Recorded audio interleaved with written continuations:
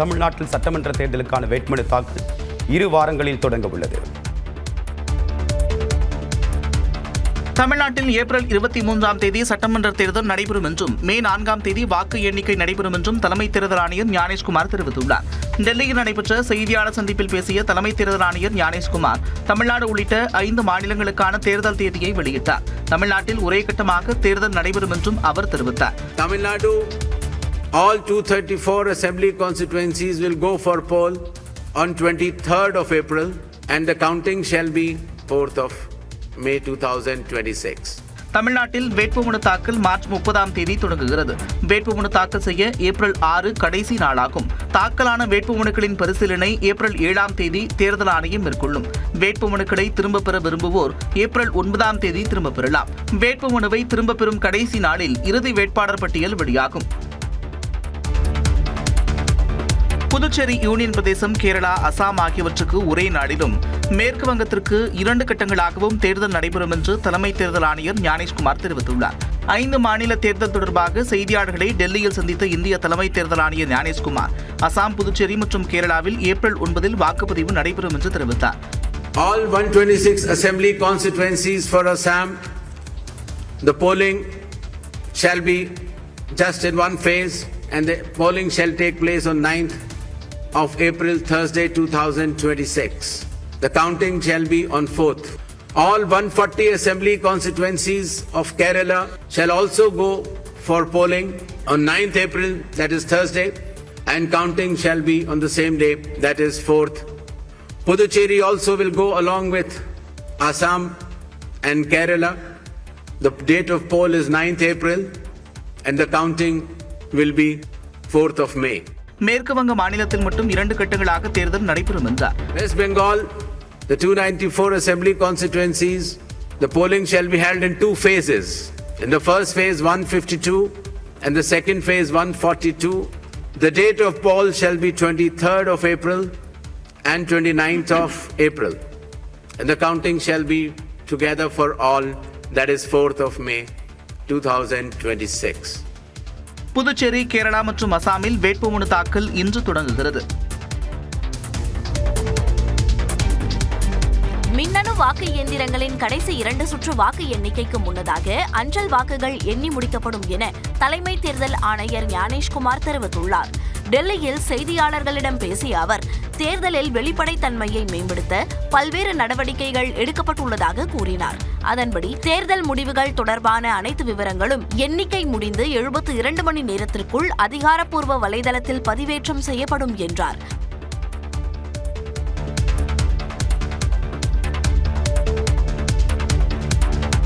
தமிழ்நாடு முழுவதும் தேர்தல் நடத்தை விதிகள் அமலுக்கு வந்த நிலையில் சட்டமன்ற அலுவலகங்களுக்கு அதிகாரிகள் சீல் வைத்தனர்.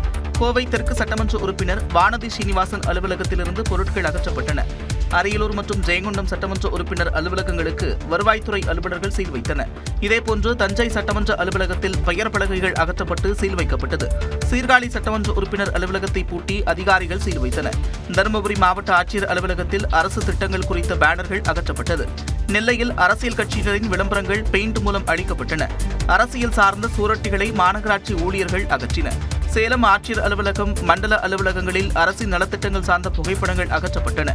திருச்சி, மதுரை, சேலம் உள்ளிட்ட இடங்களில் தேர்தல் நடத்தை விதிமுறைகள் அமலுக்கு வந்ததை அடுத்து அரசு மற்றும் அரசு சார்ந்த அடையாளங்கள் அகற்றப்பட்டது. தமிழ்நாட்டில் தேர்தல் தேதி அறிவிக்கப்பட்டதன் எதிரொலியாக ஏப்ரல் 22ஆம் தேதி சென்னையிலிருந்து தென் மாவட்டங்களுக்கு செல்லும் ரயில்களுக்கான டிக்கெட்டுகள் விற்று தீர்ந்தன. தமிழ்நாட்டில் ஏப்ரல் 23ஆம் தேதி ஒரே கட்டமாக தேர்தல் நடத்தப்படும் என்று தேர்தல் ஆணையம் அறிவித்துள்ளது. இதில் சொந்த ஊர்களில் வாக்குரிமை உள்ள வாக்காளர்கள் தங்களின் பயணத்தை திட்டமிட்டு ரயில் டிக்கெட்டை முன்பதிவு செய்துள்ளனர்.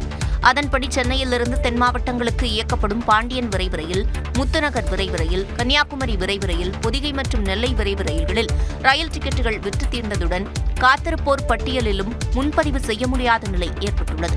கோவை மார்க்கத்தில் செல்லும் சேரன், சேலம் விரைவு ரயில், ஏற்காடு ரயில்களிலும் முன்பதிவு முடிந்துள்ளது.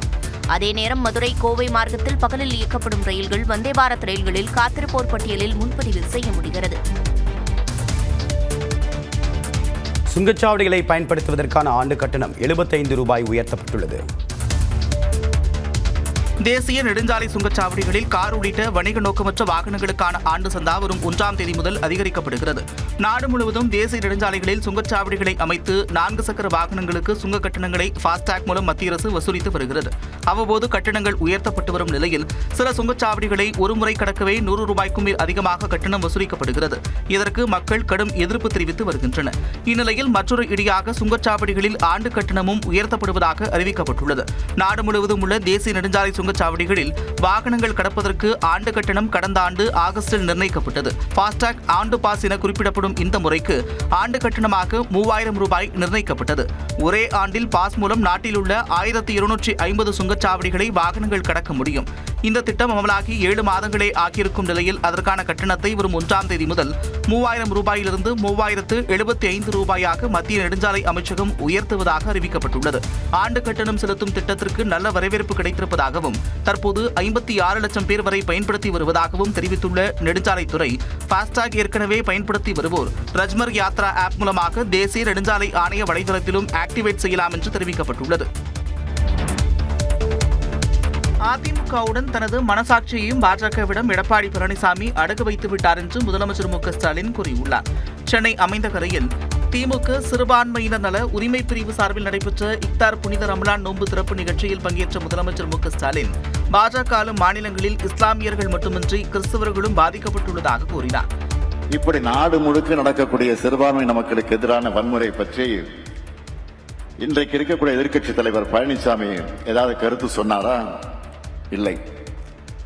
திருவாளர் பழனிசாமி அவர்களிடம் நாம் கேட்பதெல்லாம் அதிமுக என்ற கட்சியோடு சேர்த்து உங்க மனசாட்சியையும் பாஜக கிட்ட அடகு வச்சிட்டீங்களா? அதுதான் வேதனையா இருக்கு. தொடர்ந்து பேசிய முதலமைச்சர், திமுகவின் பெரிய பலமே பெண்கள் என்றும் இஸ்லாமியர்கள் திமுக உடனான உறவு தொடரும் என்றும் கூறினார். திராவிட முன்னேற்ற கழகத்திற்கும் இஸ்லாமியர்களுக்கும் இருக்கக்கூடிய உறவு இன்று நேற்று ஏற்பட்டதல்ல. இந்த இயக்கம் தொடங்கினது முதல் உண்டான உறவு. நம்முடைய கண்ணியத்திற்குரிய காகிதமில்லத்தவருடைய காலம் தொட்டு பேரறிஞர் அண்ணா, தலைவர் கலைஞர், இப்போ நாம் என தலைமுறையா தொடரக்கூடிய உறவு இந்த உறவு. நிகழ்ச்சியில் IUML தலைவர் காதர் மொய்தீன், மனிதநேய மக்கள் கட்சி தலைவர் ஜவாஹிருல்லா உள்ளிட்டோர் பேசினர். கரூர் நெரிசல் உயிரிழப்பு தொடர்பாக டெல்லியில் சிபிஐ அலுவலகத்தில் ஆஜரான தவேக தலைவர் விஜயிடம் சுமார் 6 மணி நேரம் விசாரணை நடைபெற்றது. கரூரில் கடந்த செப்டம்பர் 27ஆம் தேதி விஜய் மேற்கொண்ட பரப்புரை கூட்டத்தின் போது ஏற்பட்ட நெரிசலில் சிக்கி குழந்தைகள், பெண்கள் என 41 பேர் பரிதாபமாக உயிரிழந்தனர். இந்த வழக்கு தொடர்பாக கடந்த ஜனவரி மாதம் 12 மற்றும் 19ஆம் தேதிகளில் டெல்லி சிபிஐ அலுவலகத்தில் தவேக தலைவர் விஜயிடம் விசாரணை நடந்தது. இந்நிலையில் மார்ச் 10ஆம் தேதி மீண்டும் ஆஜராக வேண்டும் என சிபிஐ சம்மன் அனுப்பிய போது விஜய் விலக்கு கோரிய நிலையில் மீண்டும் ஆஜராக புதிய சம்மன் அனுப்பப்பட்டது. இந்நிலையில் டெல்லி சிபிஐ அலுவலகத்தில் ஆஜராக சிபிஐ மீண்டும் சம்மன் அனுப்பிய நிலையில் தனி விமானத்தில் அங்கு சென்று 3வது முறையாக விசாரணைக்கு ஆஜரானார். அப்போது கரூர் நெரிசல் சம்பவ வீடியோ அடிப்படையில் விஜயிடம் பல்வேறு கேள்விகள் கேட்கப்பட்டதாக கூறப்படுகிறது. அவரிடம் சுமார் 6 மணி நேரம் விசாரணை நடைபெற்றது. விசாரணை முடிந்து வெளியே வந்த விஜய் திறந்த காரில் நின்றபடி தொண்டர்களை பார்த்து கையசைத்தார்.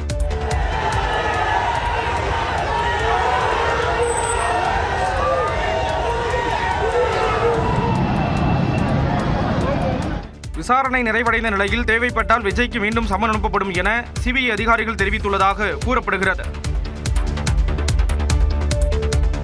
தாவேகாவுடன் கூட்டணி பேச்சுவார்த்தை நடத்தவில்லை என எடப்பாடி பழனிசாமி திட்டவட்டமாக தெரிவித்துள்ளார்.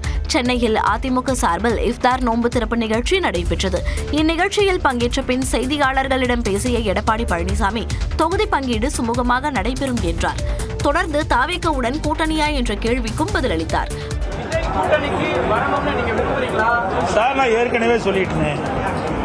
அதாவது இதுவரை அனைத்து இந்திய அண்ணா திராவிட முன்னேற்ற கழகம் அல்லது எங்கள் கூட்டணி கட்சி சேர்ந்த தலைவர்கள் இந்த நீங்கள் குறிப்பிடுகின்ற அந்த கட்சியோடு எந்தவித பேச்சுவார்த்தையும் நடத்தவில்லை. அதனுடைய கேள்விக்கு பதிலும் இல்லை. பாஜக மாநில தலைவர் நயினார் நாகேந்திரனும் இபிஎஸ் கருத்தை வழிமொழிந்தார். இப்பதான் அண்ணன் இபிஎஸ் அவர்கள் பேசுறாங்க. நாங்கள் எந்த பேச்சுவார்த்தையும் இல்லை அப்படின்னு சொல்லி பேசுறோம்.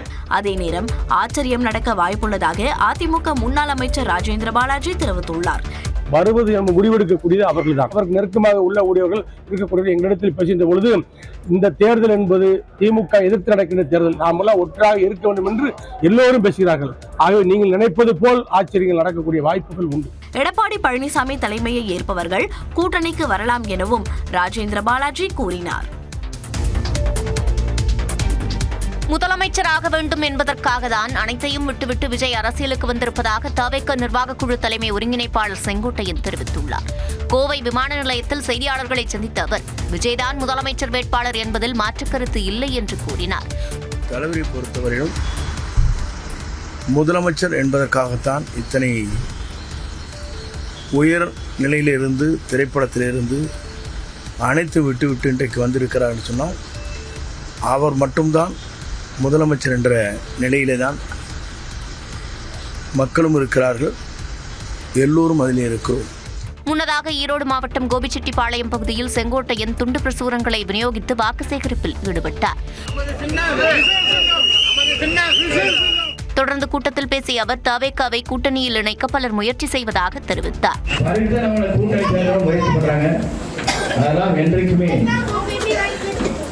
நம்மை பொறுத்தவரையும் நமக்கு தன்மானம் இருக்கிறது. நம்மை பொறுத்தவரையும் அவர்தான் முதலமைச்சர் என்று சொன்னால் மட்டும்தானே. செங்கோட்டையனின் இந்த கருத்து மூலம் தேசிய ஜனநாயக கூட்டணியில் தவேக இணையவில்லை என்பது கிட்டத்தட்ட உறுதியாகியுள்ளது. நேபாளத்தில் விபத்தில் பலியான தமிழ்நாட்டைச் சேர்ந்த 4 பெண்கள் உள்ளிட்ட 7 பேரின் உடல்களை கொண்டுவர தமிழ்நாடு அரசு நடவடிக்கை எடுத்துள்ளது. பொள்ளாச்சி, தேவக்கோட்டை உள்ளிட்ட பகுதிகளைச் சேர்ந்த 24 பேர் ஆன்மீக பயணமாக கடந்த 7ஆம் தேதி நேபாள நாட்டிற்கு புறப்பட்டு சென்றனர். அங்கு பல்வேறு ஆன்மீக தலங்களுக்கு சென்று வழிபாடு நடத்தினர். ஞாயிற்றுக்கிழமை காலை கந்தகி மாகாணத்தில் உள்ள மனகாமனா கோயிலில் வழிபட்ட பின் அங்கிருந்து 2 வாகனங்களில் காத்மண்டு நோக்கி சென்று கொண்டிருந்தனர். மலைப்பாதையில் சென்று கொண்டிருந்த போது சாலை வளைவில் ஒரு வாகனம் ஓட்டுநரின் கட்டுப்பாட்டை இழந்து சுமார் 400 மீட்டர் பள்ளத்தாக்கில் விழுந்தது. 10 பேர் போன வேன் நல்லா வந்துடுச்சு. 16 பேர் போன வேன் ஆக்சிடென்ட் ஆயிடுச்சு, பள்ளத்தில் விழுந்துருச்சு. 7 பேர் ஸ்பாட் 7 பேர் எஸ்ஏஎம்எஸ் ஹாஸ்பிட்டலில் அட்மிட் ஆயிருக்காங்க. இறந்தவர்கள் பொள்ளாச்சி மாக்கினாம்பட்டியைச் சேர்ந்த முத்துக்குமார், அவரது மனைவி மீனா, பாபு, தேவக்கோட்டையைச் சேர்ந்த அண்ணாமலை, அவரது மனைவி விஜயா, அவரது சகோதரி மீனாட்சி என்பதும் மற்றொருவர் தமிழரசி என்பதும் அடையாளம் காணப்பட்டுள்ளது.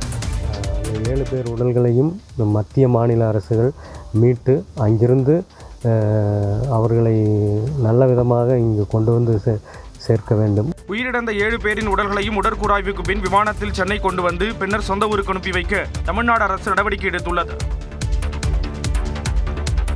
தமிழ்நாட்டில் இன்று முதல் 4 நாட்களுக்கு மழை பெய்ய வாய்ப்புள்ளது. நீலகிரி மாவட்டத்தில் இடிமின்னலுடன் இன்று லேசான மழைக்கு வாய்ப்பிருப்பதாக வானிலை மையம் தெரிவித்துள்ளது. தென்கிழக்கு அரபிக்கடல் பகுதிகளில் நிலவும் வளிமண்டல மேலடுக்கு சுழற்சி காரணமாக நீலகிரி மற்றும் தென் தமிழ்நாட்டில் ஓரிரு இடங்களில் இன்று லேசான மழை பெய்யும் என தெரிவிக்கப்பட்டுள்ளது. தென் தமிழகம் மற்றும் வடக்கு உள் தமிழகத்தில் ஓரிரு இடங்களில் நாளை இடிமின்னலுடன் மிதமான மழை பெய்யக்கூடும் என்றும் வானிலை மையம் கணித்துள்ளது.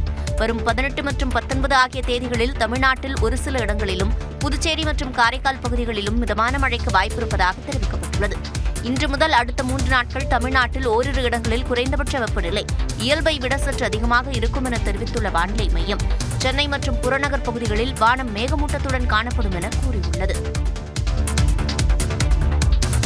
சென்னை மாதவரத்தில் பிரபல ரவுடி காவல்துறை என்கவுண்டரில் சுட்டுக் கொல்லப்பட்டார். பிரபல ரவுடி தொப்பை கணேசன் மீது கொலை, கொள்ளை உள்ளிட்ட பல்வேறு வழக்குகள் நிலுவையில் உள்ளன. அண்மையில் 25 லட்சம் ரூபாய் ரொக்கம் மற்றும் 15 சவரன் நகைகள் கொள்ளையடிக்கப்பட்ட வழக்கில் காவல்துறையினர் அவரை தேடி வந்ததாக தெரிகிறது. இந்நிலையில் மாதவரம் ரவுண்டானா அருகே தொப்பை கணேசனை காவல்துறையினர் பிடிக்க முயன்றனர். அப்போது காவலர்களை தாக்கிவிட்டு தப்பிக்க முயன்றதாக கூறப்படுகிறது. இதனையடுத்து காவல்துறையினர் துப்பாக்கியால் சுட்டதில் அவர் உயிரிழந்தார். தொப்பை கணேசனின் உடல் சென்னை ஸ்டான்லி அரசு மருத்துவமனைக்கு கொண்டு செல்லப்பட்டது. தமிழ்நாடு முழுவதும் டிஎன்பிஎஸ்சி குரூப் 2 மற்றும் குரூப் 2A பதவிகளுக்கான முதன்மை தேர்வு நடைபெற்றது. 828 காலி பணியிடங்களை நிரப்புவதற்காக இந்த தேர்வு நடத்தப்பட்டது.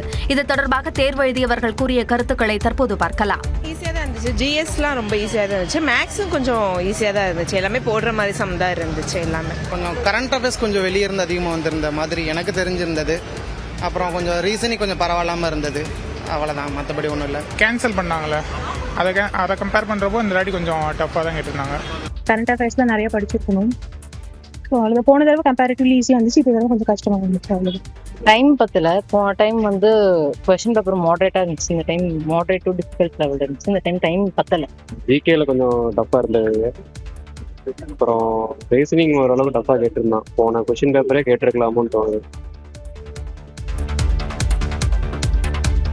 கோவையில் பெண் காவலருக்கு பாலியல் தொல்லை அளித்த வழக்கில் சிறப்பு காவல் படை எஸ்பி செந்தில்குமார் கைது செய்யப்பட்டார். தமிழ்நாடு சிறப்பு காவல் படையின் 4வது படைப்பிரிவு கோவை புதூரில் செயல்பட்டு வருகிறது.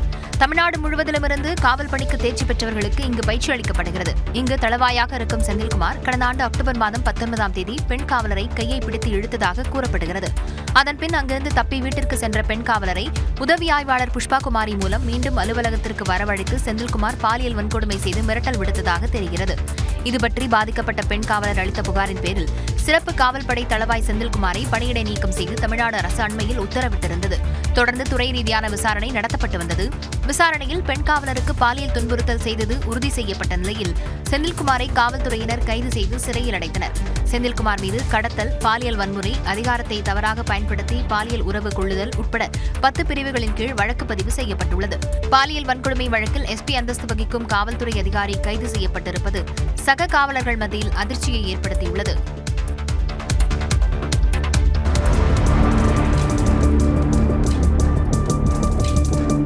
கிருஷ்ணகிரி மாவட்டம் ஓசூரில் குட்கா கடத்தி வந்த காரை தடுத்து நிறுத்த முயன்ற காவலரை இடித்துவிட்டு காரோடு டிரைவர் ஓட்டிச் செல்லும் காட்சிதான் இது.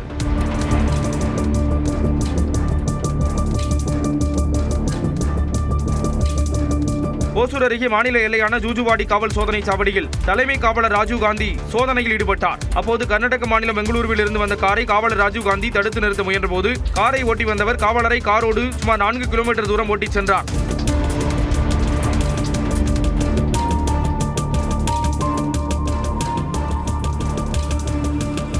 இதையடுத்து ஓசூர் சிப்காட் போலீஸ் இன்ஸ்பெக்டர் சையத் முபாரக் தலைமையிலான காவலர்கள் காரை விரட்டி சென்ற நிலையில் பொதுமக்கள் உதவியுடன் காரை மடக்கி பிடித்தனர்.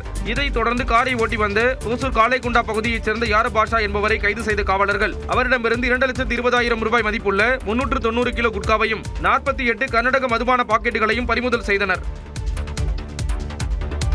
திமுக வேட்பாளர்களுக்கான நேர்காணல் நாளை தொடங்குகிறது.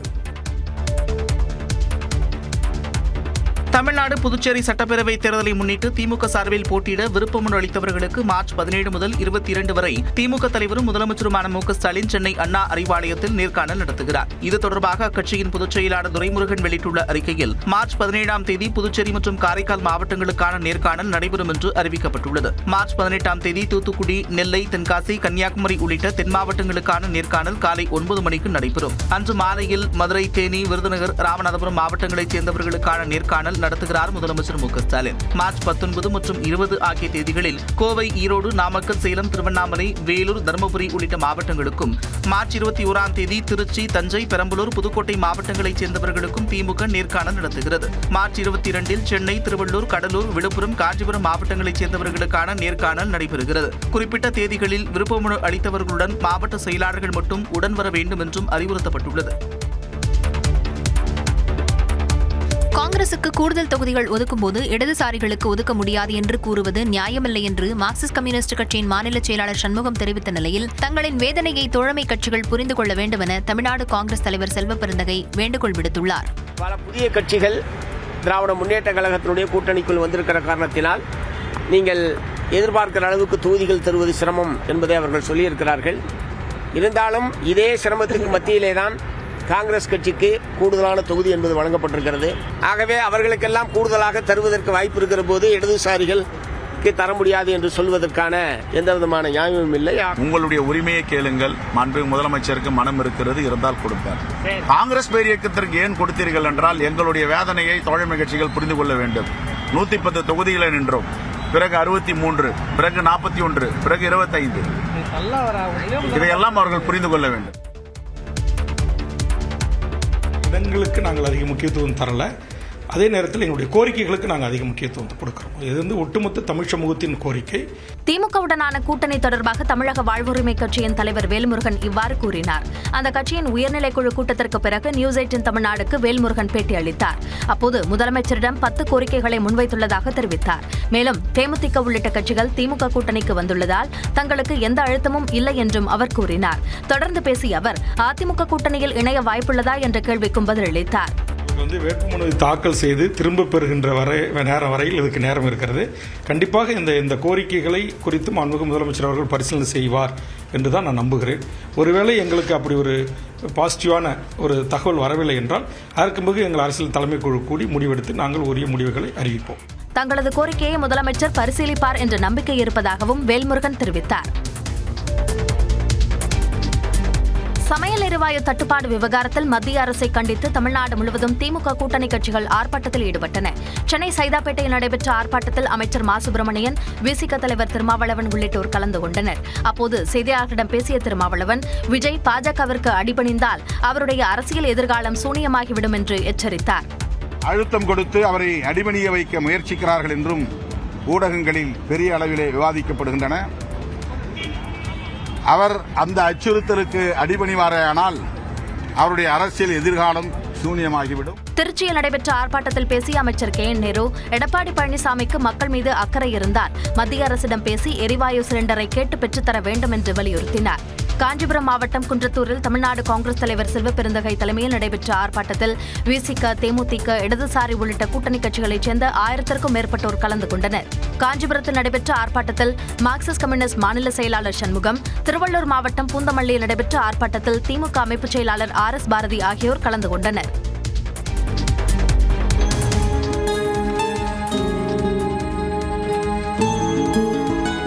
கோடை காலம் நெருங்கிய நிலையிலும் காஷ்மீரில் பனி கொட்டும் காட்சிதான் எது. இந்தியாவின் சுவிட்சர்லாந்து என அழைக்கப்படும் ஜம்மு காஷ்மீர் சுற்றுலா பயணிகளுக்கு எப்போதும் ஃபேவரட் தான். எழில் கொஞ்சம் பனிமலைகளும் அழகிய ஆறுகளும் கண்களுக்கு குறையாத விருந்தளிப்பதால் அங்கு செல்வதை மக்கள் பெரிதும் விரும்புகின்றனர். அத்தகையவர்களுக்கு மகிழ்ச்சி தரும் வகையில் கோடை நெருங்கி வரும் நிலையிலும் குல்மார்க் போன்ற இடங்களில் கடும் பனிப்பொழிவு நிலவுகிறது. அதை மக்கள் செல்போனில் வீடியோ எடுத்து மகிழ்கின்றனர்.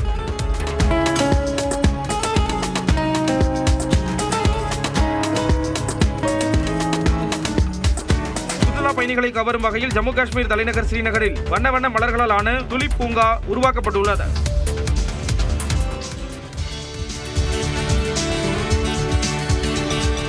இந்த பூங்காவை சுற்றுலா பயணிகளுக்காக முதலமைச்சர் உமர் அப்துல்லா இன்று திறந்து வைக்கிறார். ஒடிஷா மாநிலம் கட்டாக்கில் உள்ள அரசு மருத்துவமனையில் ஏற்பட்ட தீ விபத்தில் 10 பேர் உயிரிழந்தனர். கட்டாக்கில் உள்ள SCB மருத்துவக் கல்லூரி மருத்துவமனையில் அதிகாலை 3 மணி அளவில் ICU பிரிவில் தீ பிடித்தது. மளமளவென பரவிய தீ மருத்துவமனையில் மற்ற வார்டுகளுக்கும் பரவியது. தகவல் அறிந்து விரைந்த தீயணைப்பு வீரர்கள் நீண்ட நேரம் போராடி தீயை கட்டுக்குள் கொண்டு வந்தனர்.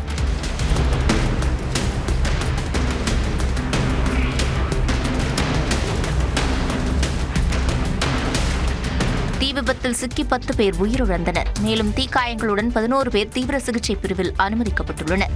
இந்நிலையில் தீக்காயங்களுடன் மருத்துவமனையில் சிகிச்சை பெற்று வருபவர்களை அம்மாநில முதலமைச்சர் மோகன் சரண் நேரில் சென்று நலம் விசாரித்தார். மேலும் தீ விபத்தில் உயிரிழந்தோரின் குடும்பத்தினருக்கு தலா 25 லட்சம் ரூபாய் நிவாரணம் வழங்கப்படும் என்றும் அறிவித்துள்ளார்.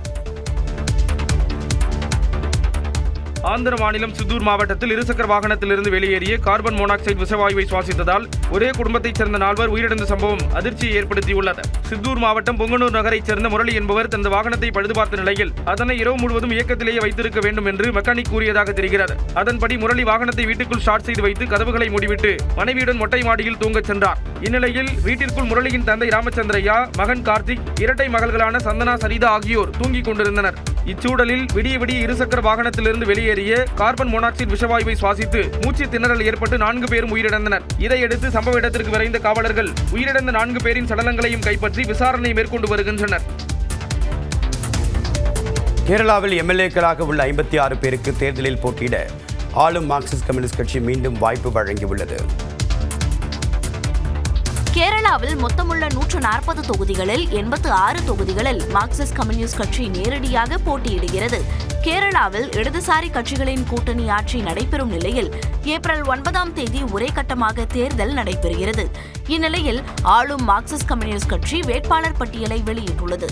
அதில் தற்போது உறுப்பினர்களாக உள்ள 56 பேருக்கு மீண்டும் வாய்ப்பு வழங்கப்பட்டுள்ளது. முதலமைச்சர் பினராயி விஜயன் கண்ணூர் மாவட்டத்தின் தர்மடம் தொகுதியில் களமிறங்குகிறார். முன்னாள் சுகாதாரத்துறை அமைச்சர் KK சைலஜா மட்டனூருக்கு பதில் பேராவூர் தொகுதியில் போட்டியிடுகிறார். பாஜக வலுவாக உள்ள நேமம் மற்றும் வட்டியூர்காவு போன்ற தொகுதிகளிலும் V. சிவன்குட்டி, VK பிரசாந்த் போன்ற முக்கிய தலைவர்களை மார்க்சிஸ்ட் கம்யூனிஸ்ட் கட்சி நிறுத்தியுள்ளது. அதேபோல கூட்டணியில் அங்கம் வகிக்கும் இந்திய கம்யூனிஸ்ட் கட்சி 25 வேட்பாளர்களின் பட்டியலை வெளியிட்டுள்ளது. அதில் அமைச்சர்களாக உள்ள ராஜன், பிரசாத், சிஞ்சுராணி, GR அனில் ஆகியோர் அதே தொகுதிகளில் போட்டியிடுவார்கள் என அறிவிக்கப்பட்டுள்ளது.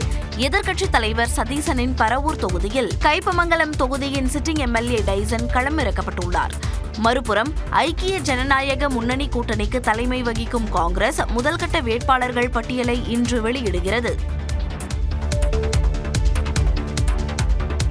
ஒடிசா மாநிலங்களவை தேர்தல் தொடர்பாக காங்கிரஸ் எம்எல்ஏக்களுக்கு லஞ்சம் கொடுக்க முயன்றதாக இருவர் கர்நாடகாவில் கைது செய்யப்பட்டுள்ளனர். ஒடிசாவில் காலியாகும் 4 மாநிலங்களவை இடங்களுக்கு இன்று தேர்தல் நடைபெறுகிறது. சட்டப்பேரவையில் உள்ள உறுப்பினர்களின் எண்ணிக்கையின் அடிப்படையில் ஆளும் பாஜகவுக்கு 2 இடங்களும் பிஜு ஜனதா தளத்துக்கு ஓரிடமும் உறுதியாக கிடைக்கும். 4வது இடத்திற்கு காங்கிரசும் சுயேட்சை ஒருவரும் போட்டியிடும் நிலையில் காங்கிரஸ் எம்எல்ஏக்கள் 8 பேரும் பெங்களூருவில் சொகுசு விடுதியில் தங்க வைக்கப்பட்டனர். அவர்களை அணுகிய இருவர் தலா 5 கோடி ரூபாய் வழங்க முன்வந்ததாக காங்கிரஸ் கட்சி குற்றம் சாட்டியுள்ளது. இது தொடர்பாக இருவர் கைதாகியுள்ளனர். இதனிடையே பிஜு ஜனதா தளத்திலிருந்து சஸ்பெண்ட் செய்யப்பட்ட சனாதன் மகாகுட் மற்றும் அரவிந்த் மொஹபத்ரா ஆகிய இருவரும் பிஜு ஜனதா தள வேட்பாளருக்கு வாக்களிக்க வேண்டும் என நோட்டீஸ் அனுப்பப்பட்டுள்ளது.